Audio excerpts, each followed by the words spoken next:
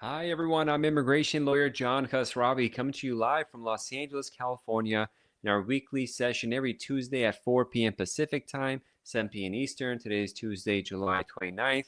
We come on live on Instagram, TikTok, YouTube, and LinkedIn to take your questions, your general educational questions about U.S. immigration law. It's not intended as individual legal guidance. It's best to talk with an immigration lawyer in private about that. We'll give you a general understanding of what's going on because the process is very consuming and confusing. And there's a lot going on, a lot of changes that are constantly happening under this administration, as it was last time they were here. And so I know there's a lot of questions because we get calls every day, dozens of calls every week, dozens and dozens. I mean, like hundreds of calls every month from people who have confusion, who make errors even on their case. Got a call today. I had several consultations recently where the people did their own cases and they made a mistake on like the simplest thing and it caused a case to be denied or like a year's extra of delay.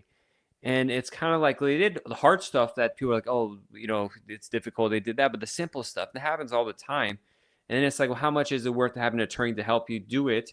To solve one thing that may be small, this one little part we'd fix, but it would solve a lot of issues. But unfortunately, we see this stuff all the time. It's just how it is in the immigration game. But if you have any questions, shoot them out now. If we can answer them, we'll try to give you general answers, and we'll take it from there. Usually, we got a lot of questions from TikTok. I got to remember to slow down, not speak so fast. It's my habit to speak really fast.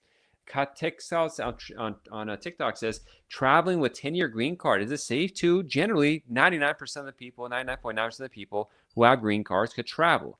Now, I don't know your background to be able to say whether you could travel. You might have certain inadmissibility issues. You might have certain deportability issues. You might have crimes. You might have misrepresentation, fraud, or you even may have gotten your green card issued incorrectly. For example, you have a 10-year green card. I've had it where a person got their, this happens all the time, this issue. When you get your green card based on marriage, if your marriage is new when the green card is issued, it's less than 2 years old, they'll issue a 2-year green card, which you then have to apply for and make into a 10-year green card eventually after 2 years. And the government mistakenly sometimes just straight up issues a 10-year green card when they should have issued a 2-year green card. Now, even though they made the mistake, they'll still put that problem on you expecting that you know it. And if you didn't have an immigration lawyer helping your case who knows how the laws are and what mistakes the government makes, when you travel, if you come back, they'll come back and say, they'll say, oh, your green card's expired. And you're like, what do you mean it's expired? It's like, well, it was a 2-year green card. But you're like, what do you mean? It's a 10-year green card. Like, well, no, it's actually a 2-year green card. We made a mistake, but it's your fault. And under current policy with USCIS, they would issue an NTA to go to immigration court, and you probably would have missed that date, and they might not let you back into the country. It's a new policy they started. Boston Logan Airport did this to a person, unfortunately, when they had the removal proceedings. They wouldn't let him back in the country, even though they had like an active green card case pending with the courts, and they needed to appear in court. They didn't let him. So it's just wild and crazy when you see this stuff happening, but it happens. So that's another thing. Like the one issue we had today is a different topic. Is a woman contacted me as a referral. She had filed her own case for an immigration case for a family member and used the wrong affidavit of support version. So I updated the forms when Trump came. Maybe it was before him. And she was like a previous version of it because she's like, that's what I got from the website. But whatever form you download for the website, sometimes the next day they'll change it. And if you don't update to exact one the next day, then they're going to deny your case saying, yeah, you made a mistake. You sent the wrong form. Be like, well, I downloaded it today. I filled it out and I mail it tomorrow. It's the wrong one. Yeah, they stop giving grace periods. So a lot of times in some of these forms, some they do now because people have sued and complained.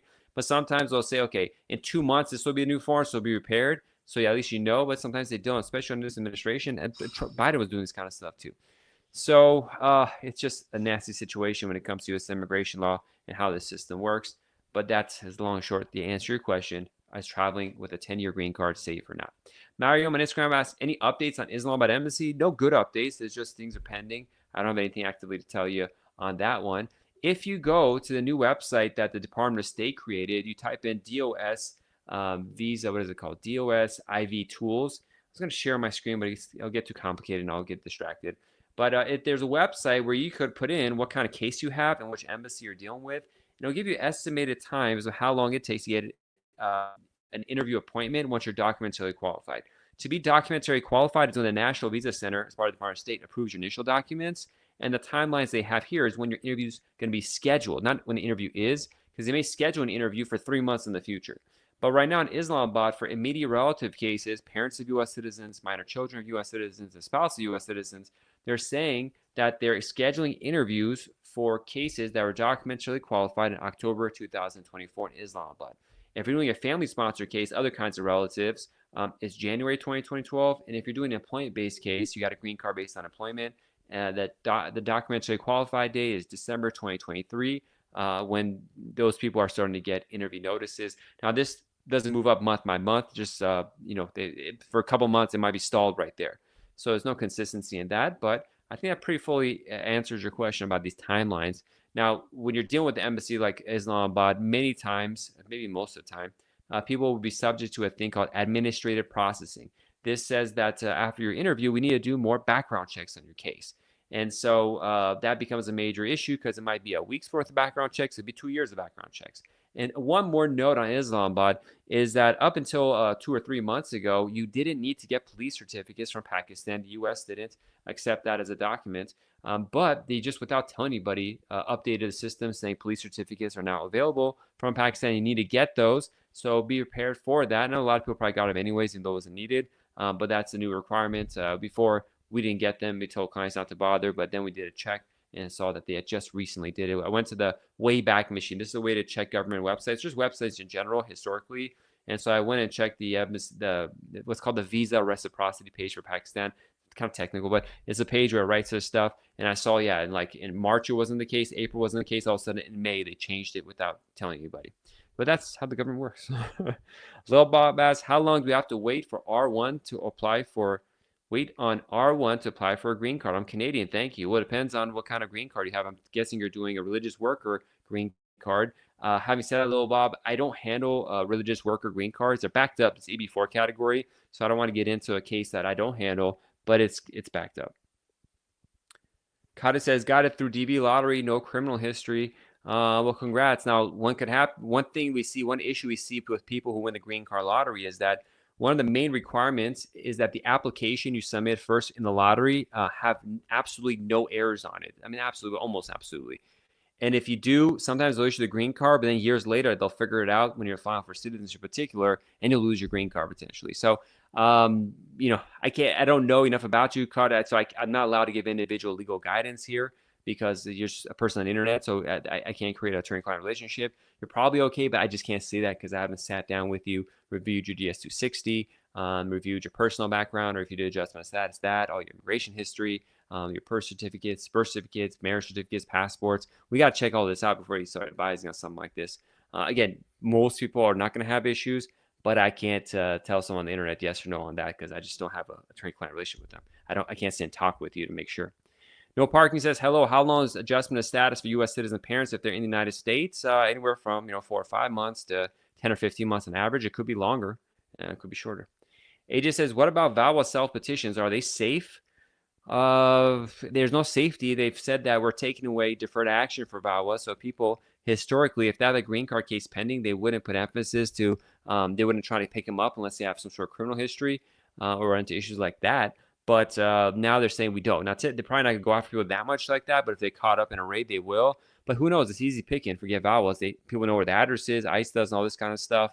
And so that could be a problem. Now, AJ, unfortunately, I don't have to block you because I'm trying to do a show here and you're just spamming. So blocked or muted at least. You can still watch, but we can't take your questions anymore because you abuse the system.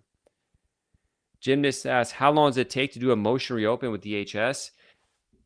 It depends on what kind of motion reopen you're doing, but I don't typically do those, and it could be with USCIS for something, or it could be usually with EOIR you do something like that. But we don't know what kind of motion you're doing, and I don't handle court cases, so I don't want to answer a question of case I don't do. Goldpar, yes. Hi, Mr. Kostravi. Thank you for your time. You're welcome. Is filing online faster process or mailing out the form? And can you still create an account to see your status timelines even though we mailed it out? It's not clear whether it's going to be faster or slower. It varies dramatically. But nowadays, it's better to do it online. If you do it by paper, you will, they're supposed to, and they usually do, they'll send you a notice in the mail with a code to be able to create your account and connect it with your N400 case. The computer system is kind of terrible, so it's probably just better you file it on paper, unless there's some sort of specific reason you want to do it by paper. I hate to do the online system, but nowadays we adjusted to it, and it's been pretty faster, pretty helpful. Just faster in preparing the case and not having to print stuff, mail it stuff, all that kind of stuff. So it's more of a personal preference at this point. Alejandro says, hello, I got my asylum interview scheduled for August 18th. I applied for a green card based on marriage. What should I do with my asylum interview? Try to request that to be rescheduled. That used to be easy to do, not so much nowadays. Kate says, do they check DS-260 at the airport? No, they don't really have access to check the DS-260 at the airport, but that comes up at citizenship. But we just got to see if it's something crazy. I mean, they have AI now, and their systems are getting better. So whatever I say about the systems they have today, it could change because the computer systems are being updated, and artificial intelligence can read everything, and they could catch stuff they didn't. Department of State didn't catch you for, and I don't want to scare you. I'm not here to just terrify you, but everything changes constantly, so I can't say for certain. I just got to see what's going on. RATW says, how long after approval will I receive my physical EAD? That's a work permit, typically a week or two after, sometimes a lot longer, sometimes it gets lost in the mail. Natalie says, I have a marriage green card interview coming. I'm nervous because I can't afford my lawyer to come with me. Well, Natalie, it depends on the facts of your case and what's going on. More than half the time in our cases, we just tell clients not to go with us. Some lawyers make it mandatory to always go, but it's a big cost burden, obviously. It's a lot of money. You can always try contacting other law firms and see how much they charge, but the quality of lawyers could vary. But the three main reasons, 3 times I say I have to go with the client. One is if they have some sort of issues that they got to explain, either criminal issues or paperwork issues in the past. It's complicated to explain. Secondly, it's if the person's English isn't good. I have people whose English isn't good and they answer questions improperly and creates problems, so I want to be there. And third is some clients just get very nervous, and it seems like that might be you, but they get so nervous that they're just shaking in the middle of the interview, or they answer things wrong because they can't pay attention. Having a lawyer there could help calm them down. If that is you, yeah, it's better to have a lawyer there, but it has to be a lawyer that makes you calm, calms your nerves. Yeah, just try calling other people, see how it goes. But you may not need one. Depends on your case. Lucky asks, after your interview, how long did it take to send out your green card? Well, it's not really after the interview, it's after you're approved. And after you're approved, typically it's 7 to 14 days, but sometimes it takes months or it gets lost in the mail. We do have it sometimes. I mean, really, I have a couple of cases right now. We did the interview. It's been weeks that hasn't been approved. Like a month ago, I had one case. It was 45 days before they approved it and the green card was sent out. No reason. I mean, the case was clean, but that stuff happens. NFDS says, I've been waiting for my N400 interview for nearly 4 months. Filled out Hartford. Is that normal? I don't know what the processing times in Hartford are, but 4 months is in immigration is like an hour. It's like no big deal. The Mizio says, hi, do you advise after humanitarian parole ends for Ukrainians? What options we have? We came with kids at ADV. We have to see our individual situation, see what's going on. You should have applied for a TPS. A lot of Ukrainians didn't do that. That TPS would have held you over. We have to see if other options exist, but it's unfortunately it's not a good situation. They put you in by giving you advanced parole and then not giving options afterwards. That's the Biden administration's messed up right there. We have clients again. They get married, or they have other kinds of cases, or they tell them to do TPS really quick, apply for the green card lottery. But that's a general information. We have to have a consultation with you to see what's going on with your case, but I don't know if an option will be there. Shabba says, I have out of wedlock daughter. Can I sponsor from Pakistan as a U.S. citizen?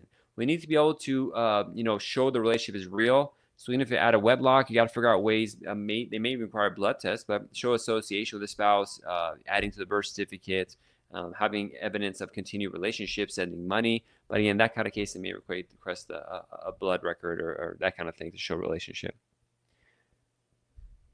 Okay, we're getting repeat questions. Thank you, Shabazz, for the gifts. Sunny says, should I do mandamus lawsuit? My I-485 is pending from 2 years and 2 months. I-130 approved.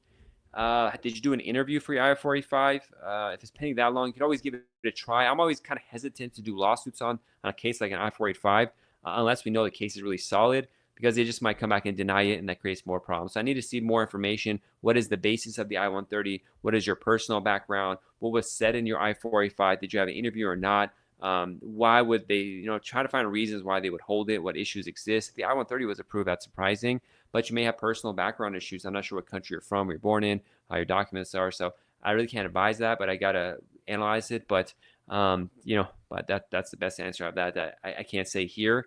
But you have to work cautiously. Dana Bishak says, do you suggest having an attorney to file N400? Also, do I have to have marriage evidence when filing the 5 years rule? Do I suggest having an attorney to file? Generally, yeah, I suggest having an attorney to file, because I've seen people mess up the easiest things before. I used to, when I first started, the first couple of years, if I had a consultation, the case was easy enough. I tell people to do the case by themselves. Then a couple months later, people come back and they just completely mess up the case. And it's like, yeah, just have a lawyer that do it. But now, there's different quality of lawyers when it comes to N400. There's ones who just know it's an easy case, it usually is, and they don't spend too much time on it. But like, there's others where they'll like analyze the case, make sure, just as much as possible, see each part of it and be prepared to answer it and to go through it. I just had an N400 citizenship interview where we went on Friday. It was an open and shut case, and they found the officer made an error. They sent a request for evidence, so it's called a continuance for asking for documents, but the documents they're asking for is incorrect. They shouldn't be asking for that based on the USCIS policy manual. So we're going to give it anyways, but also going to say, hey, listen, you're doing this wrong. The law is wrong, but we're going to give you documents anyways, so you just want approval. So this kind of stuff pops up. The government makes errors too. Now, do you need evidence of your marriage? Even though you're filing based on the 5-year method, it's good to have evidence of your marriage because that may come up and they might question whether marriage is real still. So you always want to have backups of backups. They probably won't ask for it, but preparation is key, and that's what we're all about. So, be as safe as possible as that we can make it. Click says, can joint motion to reopen a Texas court for old deportation order I-130 approved? That's up to the judge if they want to do that. Sonny, we are answering your question. Also, if y'all are watching this, wherever you're watching this, on TikTok, on Instagram, YouTube, follow, like, subscribe so you can get more like this. Sometimes we do one-off special sessions of the live. You'll get notifications. Plus, we publish a lot of content about timelines, really practical stuff, not like just news and what's going on, this kind of stuff. I try to keep it real and what's going on with the system. So it's helpful information. Just subscribe wherever you're watching so you get more info just like this. Aegis, long name, says, I have next month USCIS asylum interview. What do you suggest you do? You should have an immigration lawyer that is asylum. Get very, very, very, very prepared for your asylum case and have the evidence that you need. Golpari follows up, is government insurance Medicaid considered a public benefit when they ask on N400 question? It depends. The question they ask about public benefits is if you got any under fraud or you lied about it.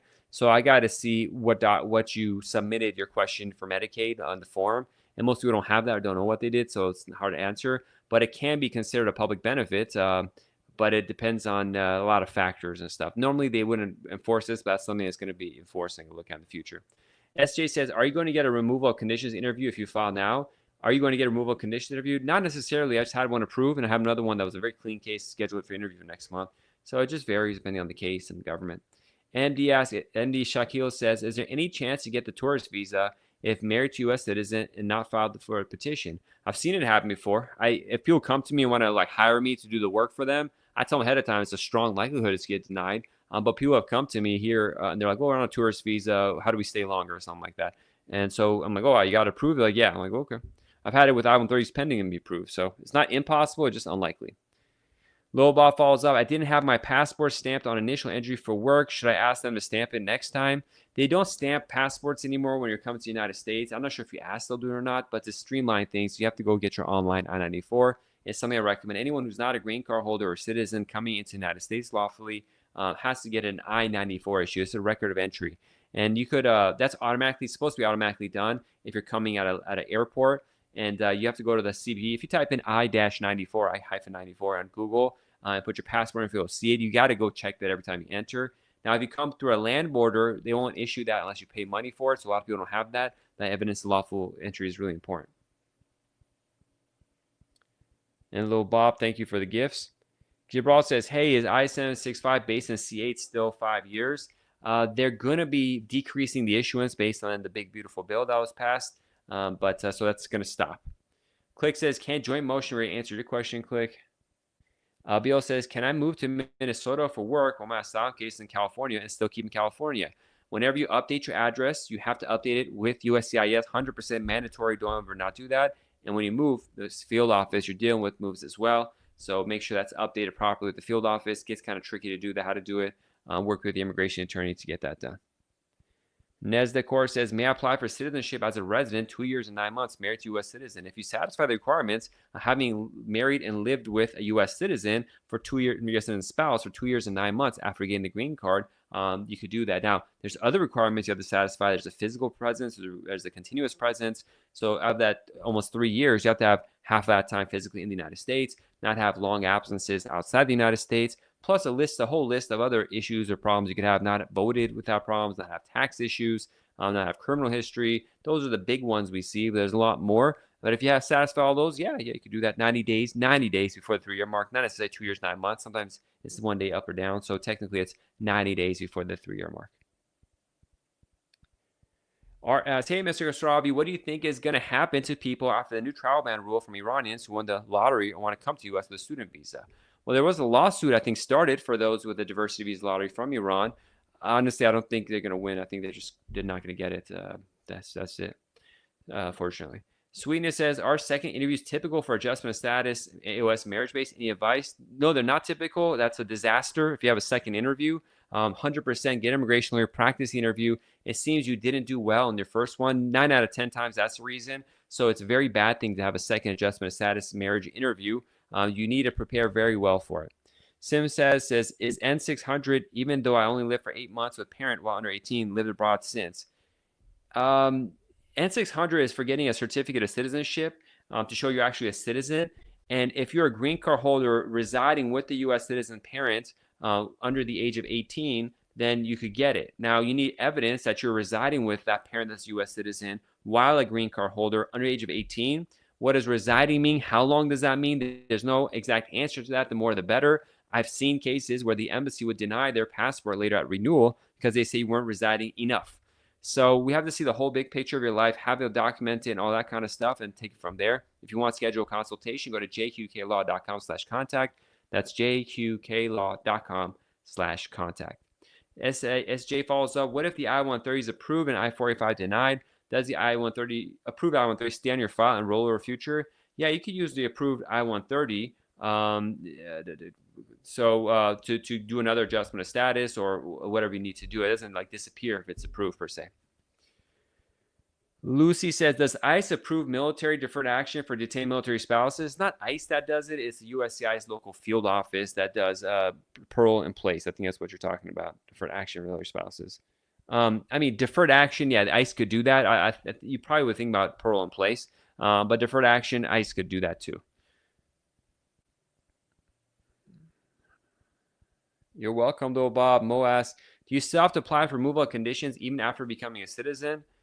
No, you can't. So the timeline to file removal of conditions, if it's a marriage-based removal conditions, is before the time you can file for U.S. citizenship. So the question doesn't necessarily make sense unless you were like a child of a U.S. citizen and you got a 2-year green card, but that wouldn't work out. There's very rare circumstances that would exist for you to not have filed removal conditions before filing for citizenship. BK says, my marriage case is pending. It's been 17 months. How long could it take? I'm not sure what kind of marriage case you have. Is it a green card holder married to a foreign person? Is it adjustment of status or consular processing? Are you a citizen? So 17 months in general in immigration timelines is still normal, but I don't know a specific kind of case that you have. Please schedule a consultation. Giodi says, we have business. How can we apply for E2 visa pending U visa? Well, if you have a U visa, you're probably in the United States without status in most cases, so it's going to become a problem for you to apply for an E visa because you won't, most likely, I got to see your facts, most likely you can't do change of status, and if you leave the U.S., you may be subject to a 3 or 10-year bar.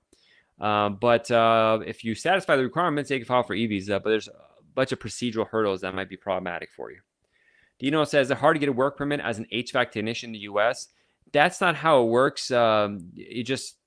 It's generally hard to get a work permit, work authorization, but it depends on your background, the employer, what country you're from, your history. So that question itself is not how it's answered. We need just a lot of breakdown stuff. But generally, if you're asking how hard something is, it's hard. Art says, thank you very much. You're welcome. Nezor says, thanks so much. You're welcome as well. If you all have time, please go on our Google page and leave a 5-star review. JQK Law is just type in JQK Law on Google and just put 5 stars. You don't have to write anything, but it helps the business out and it helps me out a lot. I appreciate it. Jay Ray says, I'm a DACA recipient and I arrived when I was 45 days old in U.S. 1996 with a visa. Can I get a green card?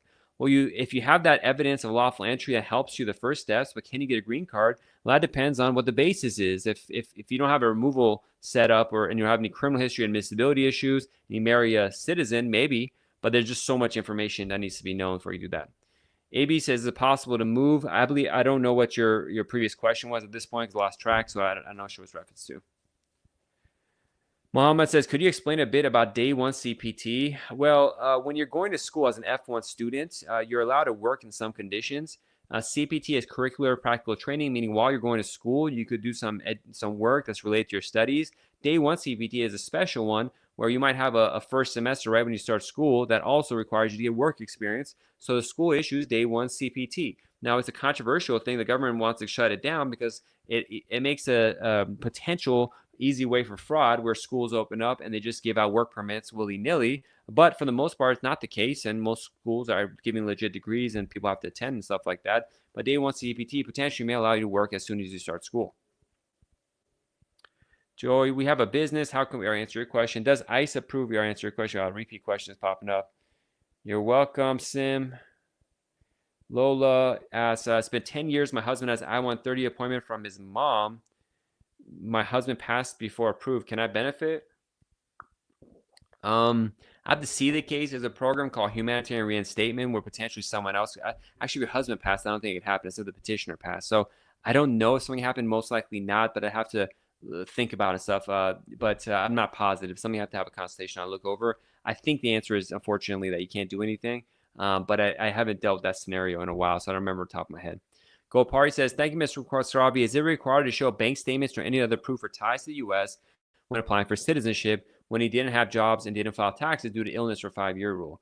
No, as long as you'd want to show bank accounts and proof of ties if you've been absent from the United States. But if you didn't work and didn't have income, it's okay not to file taxes, and that's fine. But those documents are usually requested if you've had long absences from the United States. Well, Dreams asks, will spousal sponsorship be approved if one spouse is a U.S. citizen and the other lives abroad? Will spousal sponsorship be approved? Yeah, that's what most people who are U.S. citizens and find spouse overseas have to go through. Their foreign spouse. If one spouse is a U.S. citizen, the other lives abroad. You have the non-U.S. spouse, the foreign spouse is overseas. That's just how it works, unfortunately. You're separating until it's approved. I might be misunderstanding what you're saying. Black Diamond says, what about DACA? What about it? Abby, thank you for sharing the live. Can I move to Minnesota for work while asylum is? Yeah. I mean, you can move, but again, as I said, you have to update your address with USCIS and the asylum office. Christian says, adjustment of status or U visa received April 30, 2024. No updates in normal. Yeah, it's going to take forever. That's just, those are backed up. They're not priority. Thank you, Lois and Abil, for gift badges. Will Wild Dreams answered your question already. Unfortunately, I'd have to. Okay, I'm going to have to mute you, Wild Dreams. I answered your question. You just keep spamming, so mute account. Sorry, I don't like to do that, but you gave me no choice. Anoop, thank you for sending a heart and Anoop and gifting and all that kind of stuff. I appreciate it. Black Diamond says, any way you get a visa or DACA status? DACA status does not lead to anything by itself. It's just temporary deferred action. Anoop says, my application for EB-18 in USCIS almost 1 month crossed, but no receipt letter. Any idea? Did they cash the check? Did they take the money? If they did, receipt might be coming or it's lost. But they did take the money and nothing happened. You got to try to contact the lockbox or USCIS. If they didn't take the money, you got to check out your mail tracking. We got to see what's going on. It's not. It happens, but it's not typical. Hart says, I have my interview with USCIS in New York 2 months ago, but still no feedback. Is that normal? It's bordering on the edge of not being normal. I've had it take 2 months recently, and it was okay in New York. But again, you're getting, I was New Jersey actually, but it's getting close to the point where if it goes more, it's like, what's happening? A lot of times, if the case is clean and I know it's okay, I would write a letter to the officer or the director and say, hey, what's going on? Why is it taking so long? But it depends on your case. Like we had a case recently where they scheduled an interview for a marriage case to a green card holder, but the case isn't current. There's delays in it. So I'm not sure why they scheduled it because the person won't be able to get the green card for another 2 years. So if the client didn't know that, didn't understand the case went and they're like, hey, how come that's happening? Well, nothing can happen because the officer didn't know what was going on, let alone the clients. But if, I'm there to explain this stuff. But I want to keep my asylum case in California. How can I do it? You commit fraud. That's how you can do it. But I can't tell people to commit fraud. That's a bad idea. So stay in California if you want to be in California. All right, everybody. Thank you so much for joining. We're about to end the show right now. A half hour every Tuesday, 7 p.m. Pacific. We got a lot of people, a lot of good questions. So I do appreciate that. If you want to schedule a private consultation with me, just email, or actually not email, go to our website, jqqlaw.com/contact, jqqlaw.com/contact. Fees do apply for the consultation, but briefly describe what your situation is. We'll take it from there. Let's do 2 more questions. Jay says, going to Mexico for the first time with my green card, but I got a speeding ticket in 2025. Is that okay? It depends. Were you belligerent driving, hit somebody? Did you pay the ticket? Is there warrant out for arrest? Typically, it's okay, but you should have all your paperwork showing you dealt with it properly. Tricolor says, if you're arrested and dismissed on conditional, will that affect my process, please? It can. We got to see what the charges were, because with this administration. You might have to get into it in the I-751 application and ask about this stuff. You have to have all the dismissal paperwork. You just got to prep for it. So it could be a problem if the documentation is not good, and if the accusations are really crazy, that could be bad. And 2015 paid. So that's good, Jay. I haven't reviewed your documents myself, so I as just some guy on the internet talking with you, I can't say whether you're safe or not. I just can't do that. Is it okay? Is it possible to keep the case here in California and work temporary in Minnesota? If your home is here and you're constantly flying back and forth, that may be something, but you got to be careful. Recently, they've been detaining people, ICE has, who have asylum cases pending 7 or 8 years with work permits. So the more you're just putting yourself out there, unfortunately, the more risks you take. But if your home is here, it's kind of a weird situation to do that. I mean, have residents, have proof you're living here, be able to prove it. That's going to be very expensive. But if it really is, you're flying back and forth, then maybe you can make that argument. Inevitably, it's not up to me, it's up to the government. And you might get somebody who wants to be understanding, you might get someone who's not going to be understanding. So, it's just one of those things.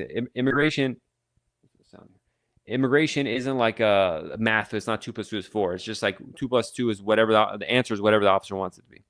And Vicky says, how long is the I-751 application? 6 months to 3-4 years average. All right, everybody. Thanks so much for joining. Thank you. It was a pleasure going through a lot of good questions. I'll be back again next Tuesday. But if you want to schedule a private consultation, go to our website, jqklaw.com/contact. And we have an ultimate marriage green card guide. Right now, the website is broken. It'll be up tomorrow. But the website for that is Marriage Immigration Law. If you want to download a 50-plus page guide about the process, fiancé visas, marriage cases, download it at the website is marriageimmigrationlaw.com. Again, that's marriageimmigrationlaw.com. The website's down as I'm recording this, but hopefully the next couple hours will be up, if not tomorrow. God bless, be safe. I'll see you all next Tuesday. Bye-bye.